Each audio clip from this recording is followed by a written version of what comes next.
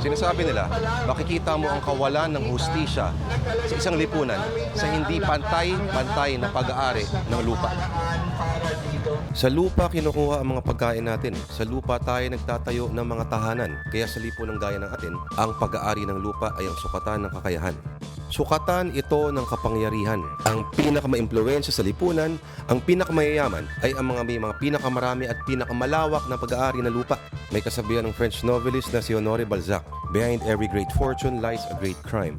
Ika nga nila, Lupa! Lupa! Reformang agraryo! Pabilisin! Pabilisin! Reformang agraryo! Pakainin namin sila ng kalabasa kasi para malinaw yung mga mata nila, makikita nila yung mga mahihirap. oo nga, ang bigat kaya niya mga kalabasang yan. Baka ba stiff-neck sila ha? Napakatagal ng problema nito. Napakatagal na talaga. Gaano katagal? Nako.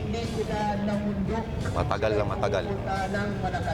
Panahon pa ng Kastila sa tinatawag na Pacto de Retroventa, isang sistema ng pagsasangla ng lupa. At nung Maura Law ng 1894, kung saan kailangan iparehistro ang mga lupain. At dito na nagkaroon ng malawakang pang-aagaw ng lupa sa pamamagitan ng titulo.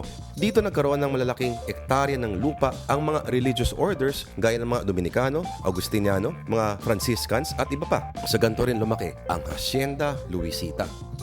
Alam nyo na siguro ang kwento niyan.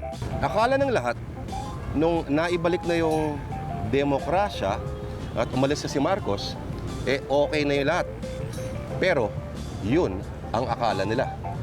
Ngayong Hunyo 2012 ay ang ika-24 na anibersaryo ng Comprehensive Agrarian Reform Program na sinasabi nila ay isang malaking kabiguan pa rin.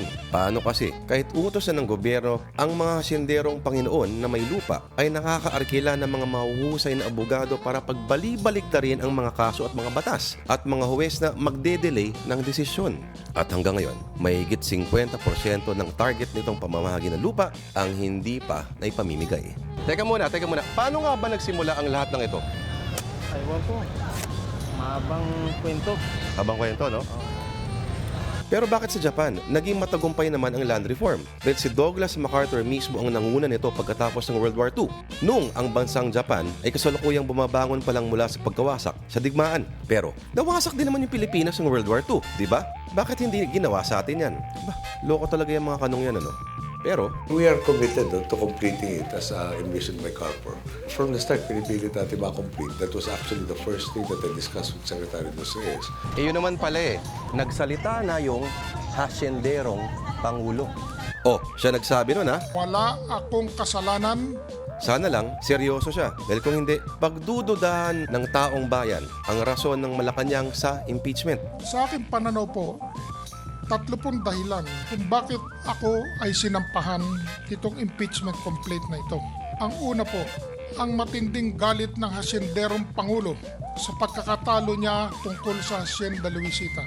Nako, hindi yan daang matuwid, Chip. Pangakong tayo maglalakad sa matuwid na daan. Nako, Saan nga ba papunta may solusyon pa ba to? ang tinutukoy ng Pangulo? Ewan, basta siguro, maniwala na lang sa mga pare. Ang tao, lupa ang pinanggalingan. Lupa rin ang babalikan. May mga tao bang pinanganak na pag-aari talaga nilang lupa dahil sa titulo? Pero baka may punto si Macliing Dulag nung sinabi niya na hindi tao ang nag-aari sa lupa. Tayo ang pag-aari ng lupa. Saan nililibing si Luciutan? Saan nililibing si Edrisi? Saan nililibing ang mga Ayala?